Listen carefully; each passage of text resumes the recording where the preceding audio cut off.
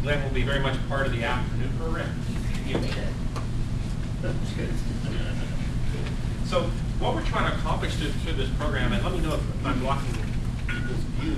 Go up the side, I guess. Don't worry about these guys. I'll just block them off, right? But in terms of some of the phrases that come out through this process, in terms of what we're trying to accomplish, consistency at the front counter. Okay?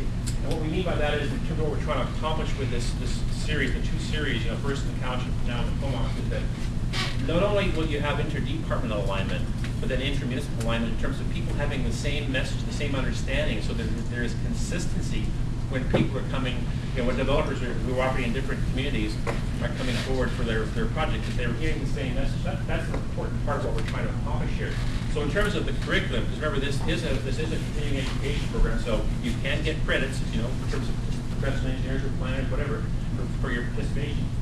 In terms of the progression, not to repeat too much of what Derek said, but the first session really, which was just to set in people's minds about the expectations of today are becoming the standards of tomorrow, and we did have a walkabout to kind of get in people's mind what we're talking about by going through Glen in terms of the East Courtney rather. And then today, it's really being built around Susan and the legal strategies, and I'll explain more about Susan's background later on. And where we're building to as a month from now is really bringing it into a regional context.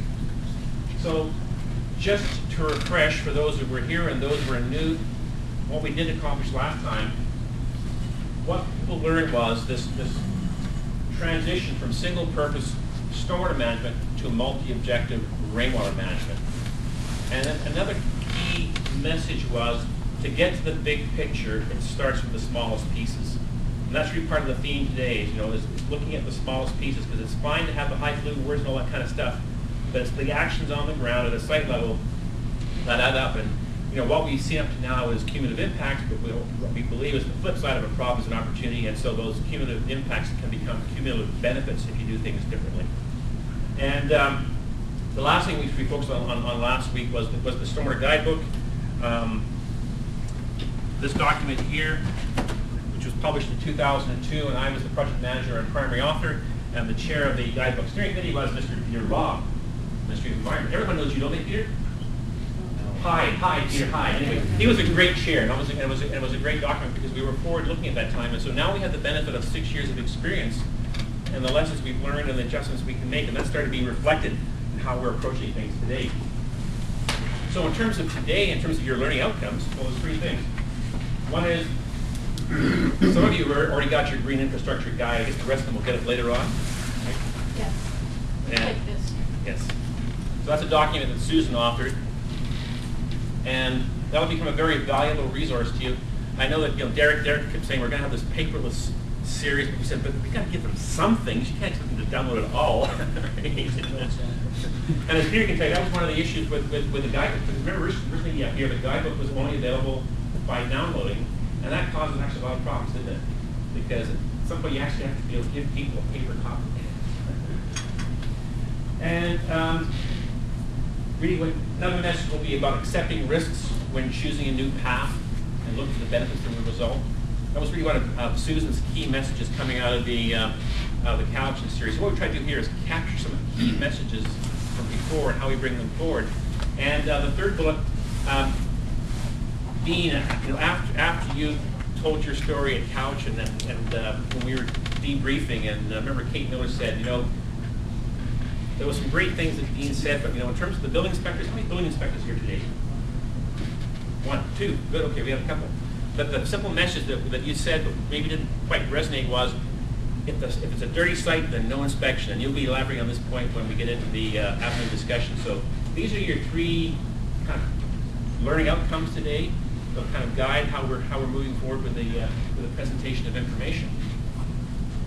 So looking ahead to November 21st, we're going to pull it all together in terms of a regional framework for this valley, the Comox Valley.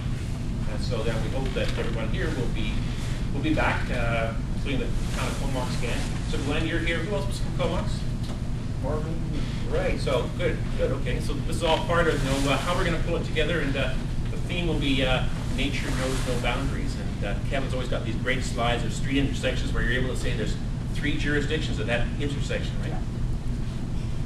So, Glenn and I have talked at you for a few minutes, and now we want to get to know you better, because again, this is going to be an interactive day, not just a warm-up act. So, we're going to go around the room. We want to know your name and your organization and your department, but we also want to know why you came today, what your expectations are today, as Derek said. So then at the end of the day, we can reflect back on whether we met your expectations. And lastly, who did their homework exercise from last week? Tom, did you do it? He did it. Oh, good. Oh, who else did it? Who else is hand one up? Glenn. Oh, good. Well, maybe we'll give them the opportunity to have more than 15 seconds to give us their feedback on their homework. What do you think, Derek? Absolutely. Because the homework exercise was to look at the table of contents of the guidebook. I know that off by You heart. know that by heart, right? Okay. Let's start this table over here. Results.